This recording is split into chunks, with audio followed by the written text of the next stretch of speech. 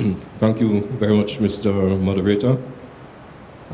As you will see, the topic I've chosen to do research on is entitled An Alternative Juridical Solution for Settlement of the Belize Guatemala Dispute in the event of a no vote in the Belize ICJ referendum, or a failure of referendum for any other reason. I've had to do a change of topic because of yesterday's development, where it appears that there will be a postponing. There's already an injunction on the holding of the referendum, and there will be a postponing of this. But the anticipation is that at some point in time, because this process is now on a legal track, that referendum would be held as a prerequisite to determining whether the case should be referred to the International Court of Justice. What I have done, and based on my observations over a period of time, and in the absence of any clearly formulated plan B or alternative to this process of judicial settlement, this process of adjudication, this process of judgment, which has a binding effect, I have looked at a scenario in a situation where there is a no vote in the referendum. What does Belize do? What are the assessments that need to be done? What are the alternative steps that can be taken, since we are already on the legal plane, since we are already bound by the special agreement? Unless the parties agree, we are bound by the terms of the special agreement, and in the event of a no vote, it does not automatically mean the end of the special agreement, but there is an expectation that the parties, unless they agree otherwise, will continue to pursue the legal line. So I'll just set out what I think are the matters for consideration. I'll provide you with some background. And it says here that the special agreement is signed in 2008, stipulates that the decision to refer the territorial dispute to the ICJ requires the holding of referenda in Belize and Guatemala. Now, the electorate of the Republic of Guatemala voted yes to this on April 15th, 2018. Belize's referendum date of 10th April is currently sub judice, meaning it's under legal and review by the Supreme Court. So in effect, for all intents, it is suspended, although there is an anticipation that by Monday or so, not anticipation, the word I heard used was expectations, that by Monday of next week or by Tuesday, all this would have been cleared up and the referendum can proceed. There are serious doubts about that because of the dynamics of the process, including an appeal that has been lodged, including an appeal that would be lodged by the claimant if there is any change at the appeals court, which quashes the Supreme Court injunction, which then means that this matter can go to the Caribbean Court of Justice. So, in real terms, I would say that this referendum is suspended until these matters are clarified, and that a new date will have to be set. So, if the Belizean electorate votes yes, the process of ICJ adjudication of this dispute will commence, meaning that Guatemala, having signed on and having gotten a yes vote, and having notified this to the ICJ, that if in Belize, when this referendum is held, then, and that there is a yes vote, then the matter is fully in a position to be judged by the court.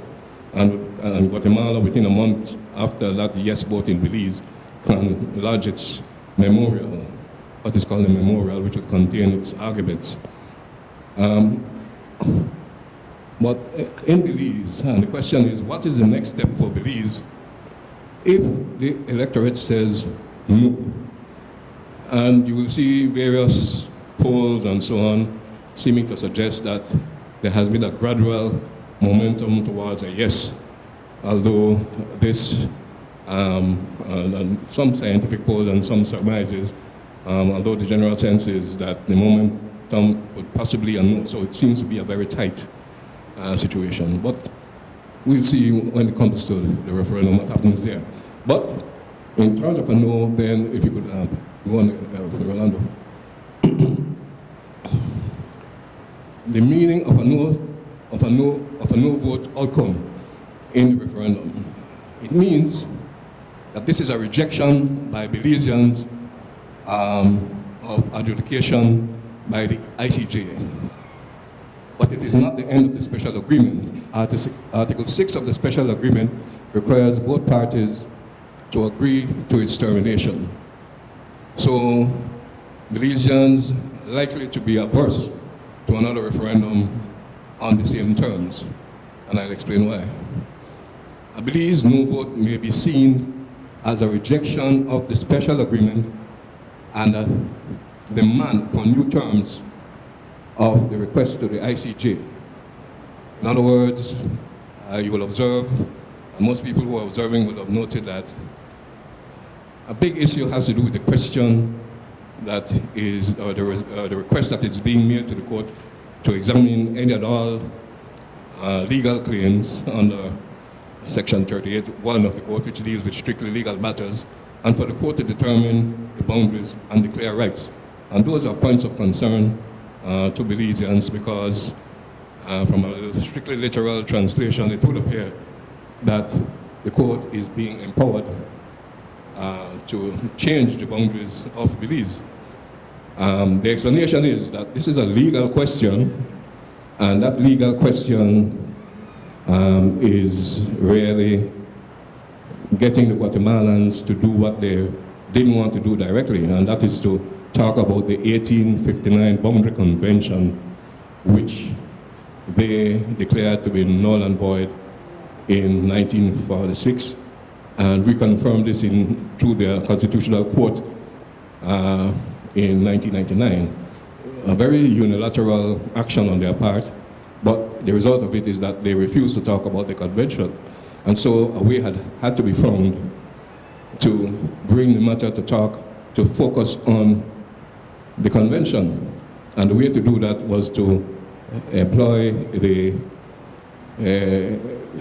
statute of the court, which looks strictly at international law, which primarily consists of a focus on treaty validity. So that's just a quick explanation of where that question, which is still a point of concern. If you listen to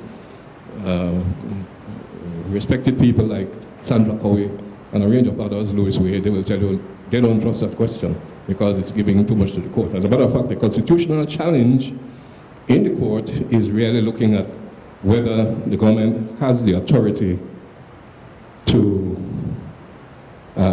authorize a court through the special agreement to look at a matter which in effect could cause the Constitution to have to be amended, which requires a 2/3 majority of the House to do so. So that's a dangling matter, and I'm sure as time progresses, we will learn what the court has to say. But I just gave this by way of background. If you could go on. Now, what is the Guatemalan perspective? Guatemala, having voted yes and notifying this to the ICJ, may insist that Belize continues its efforts for getting to yes.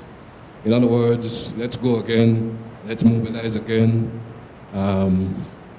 And so they will be averse to accept a deep freezing of the process, which is something that we've heard about, that perhaps if there's a no vote, we just put this on a deep freeze and look at it 25 years down the road. They will not be inclined to accept that. In other words, having gotten into the court, they will want to put the pressure on for Belize to take its necessary steps to try to get into the court on the terms of the special agreement as it exists. So the Guatemalan Congress is unlikely to agree to a revision or amendment of the request to the court contained in a special agreement. Ideally for Belize, that question should be directly, is the 1859 Boundary Convention a valid convention and treaty, boundary treaty under international law? That would be Belize's ideal question. Go ahead.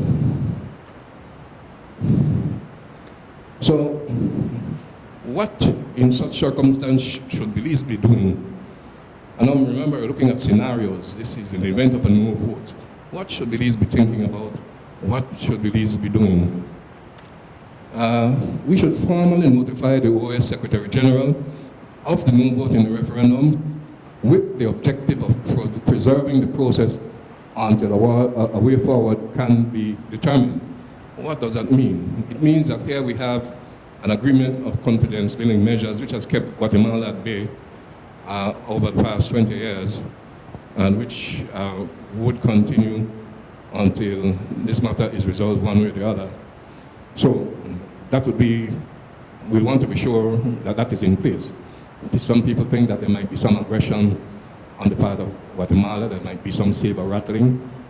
Lord help us if a Belizean security person kills a Guatemalan, there'll be serious retaliation and probably more. Nothing has happened so far, but in the nature of things out there, it can happen. So in fact, then we will be getting near to a flash point. It would have to be carefully managed. So we should try to preserve the process. Belize should request the United Nations Secretary General to assist or to assign an envoy from the UN Department of Political Affairs to engage with the Organization of American States in the remedial process to maintain the legal pathway, the trajectory of the process. In other words, the OAS, as a regional agency of the United Nations, has been the manager of the process, the overseer of the process that has worked with Belize and Guatemala through various stages of this process over the past 23 years. But this is they are the regional agency of the United Nations. At this point in time, it will be important to directly engage the United Nations to be a part of whatever happens going forward. And there's a reason for that, because in a way, how things might evolve, we will need to go to the United Nations General Assembly to get on the alternative pathway. Go ahead. The parties should agree to engage in a review and remedial process and to the continuation of the OAS administered agreement on confidence building measures. Belize should prepare itself for elevation of the process, meaning what is happening now with the OAS, we might very well want to have that start happening in the context of the United Nations General Assembly through the United Nations Secretary General, mobilizing our international support mechanisms. In other words, prepare for internationalization. If you're going to lead a United Nations General Assembly vote, let us go back to the same mechanisms that we have maintained over the years, focusing on this issue of the dispute, meaning the CARICOM mechanism, the Commonwealth of Nations, the Non-Aligned Movement, the ACP, and other key international political groups that have supported Belize's position. We might very well need to use that diplomatic mechanism of internationalization again. And why? Go ahead. It is unlikely that Guatemala will agree to any change in the special agreement or to the legal route of an advisory opinion. We're talking now of an advisory opinion which falls within the jurisdiction of the International Court of Justice, which is a mechanism through which states can get responses to legal questions in any type of dispute, but it requires having to go through the United Nations General Assembly with a majority support from the United Nations General Assembly, as in the recent case of the United Kingdom versus Mauritius, where Mauritius successfully got the Assembly to have the ICJ look at the fact of British breaking up of the integrity of the Mauritian state prior to independence. Now, so hold on a bit here. So Belize should consider holding the special agreement process in abeyance. What does that mean? It means that because of where things are in the situation of a no vote, and where you will think that Guatemala will certainly not want to change the terms of what is in the court at this time, which they, it's not in the court, but which they are notified to the court, the special agreement and its terms. Because of those terms, and because of the fact that there is no rolling back the special agreement, and we know that Guatemala will not want to roll back that special agreement, then we should hold it in abeyance, submitting through United Nations General Assembly resolution a legal question for an advisory opinion to International Court of Justice relating to interpretation of the 1859 Boundary Convention and the 1931 exchange of notes. In other words, an advisory opinion from the court whether this convention is valid, and I'll show you why. Go ahead. The essence of the dispute, treaty validity. The essence of the dispute is the issue of whether the 1859 Boundary Convention is a valid boundary treaty. Guatemala says no. The primary objective of the request to the court in the special agreement is to establish that Belize has good title to its territory because of the validity of the 1859 Convention. There are other supporting international reasons under international law which form part of the court's jurisdiction to look at under international law, which would include looking at customary international law and the right to self-determination and general principles of law, which unfortunately I'm sure Herbert would have expanded upon, but he's not here. We'll probably come to that a bit later if I get a part of his time. Guatemala has since 1946 rejected the treaty, and it's constitutional. We confirmed this, as I said, we confirmed this rejection in 1999. So Belize's negotiators successfully got Guatemala to accept the phrasing of Article 2. So this is just a repeat of what I said earlier. So this is looking at what would we want to establish? What is the real issue here? And the real issue is whether the 1859 Boundary Convention is valid, and how do we prove that using legal means? Go ahead. So determining treaty validity through the advisory jurisdiction of the ICJ, the issue of treaty validity can be assessed through an advisory legal from the ICJ under its advisory jurisdiction. The ICJ advisory legal opinions, though, they are not binding. So, and that's one of the criticisms you would have heard of it publicly on the air, that, well, advisory commission opinions carry no weight. So, don't even go down that road. I have an analysis of why that is being said, and perhaps you will realize it at the end of the presentation. The other thing is that only a United Nations organ, for example, the United Nations General Assembly, can obtain an advisory opinion from the ICJ. No country can go directly to the ICJ for an advisory opinion. And that is why I'm saying that Belize should prepare itself to go to the United Nations General Assembly if it is agreed that we should go for an advisory opinion, so that that organ of the UN can be exhorted, mobilized to support that Belize initiative for an advisory opinion on the validity of the 1859 Convention to be sent up to the ICJ for assessment. Go ahead. The principle of consent. Now there's a principle of consent. In referring a contentious dispute for an advisory opinion, it is customary that the parties agree to such referral.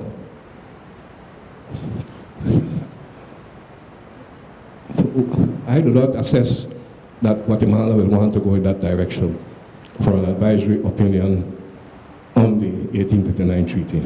Perhaps they might, but my sense of it is very unlikely. But this principle of consent, and it is required that parties in a dispute come together and agree.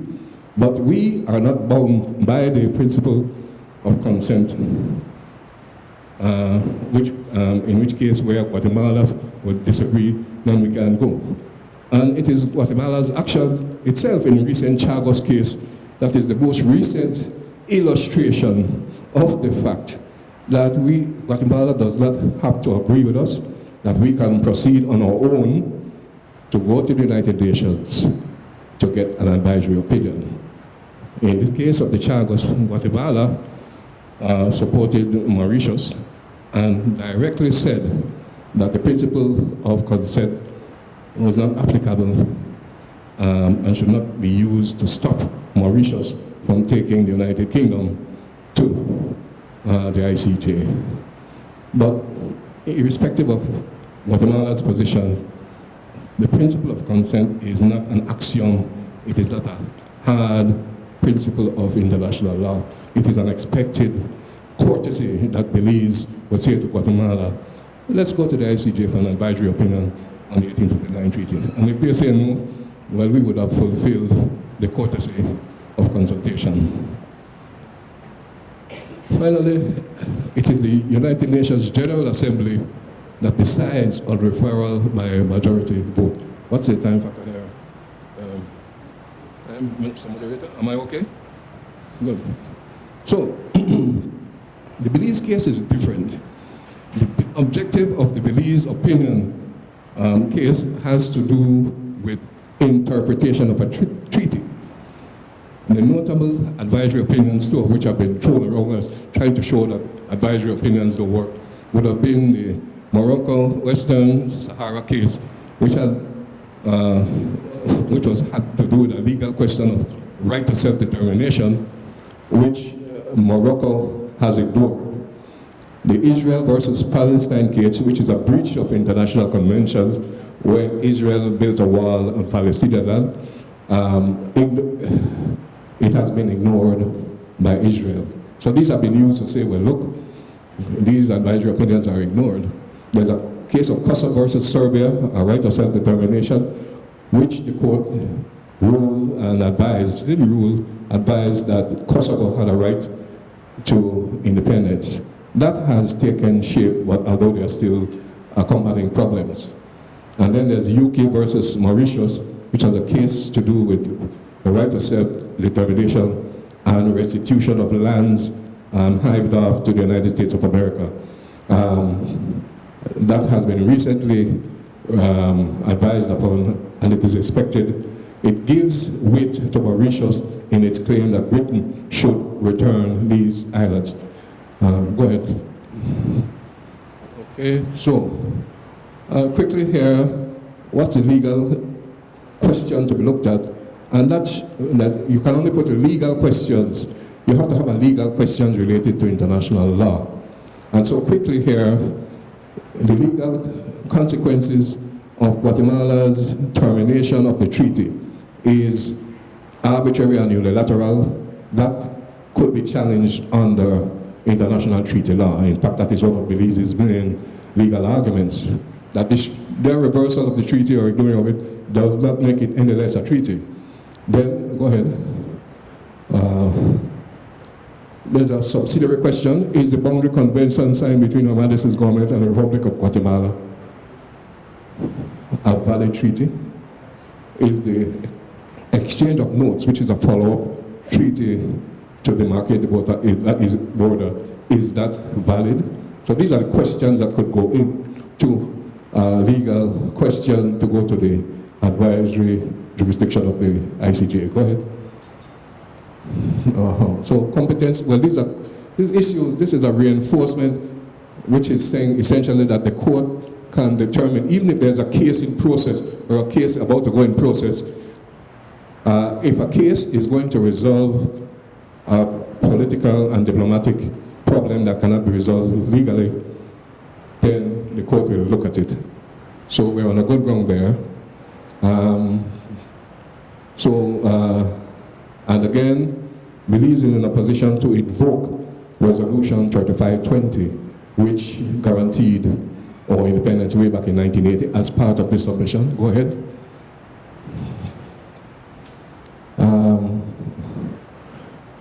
And it is highly unlikely that the court will accept the contention that it should decline to give an advisory opinion because its opinion could impede a diplomatic solution. It's the same thing I'm saying. We're in a position to show that if we put this case at the level of an advisory opinion and we get an opinion which says your treaty is valid, then Guatemala's case falls away, has no footing on which to advance a claim, and puts us in a better diplomatic position to put the pressure on using our international strengths to put the pressure on Guatemala to step away from this claim. It also puts Guatemala in a better position since they claim that they need some legal out.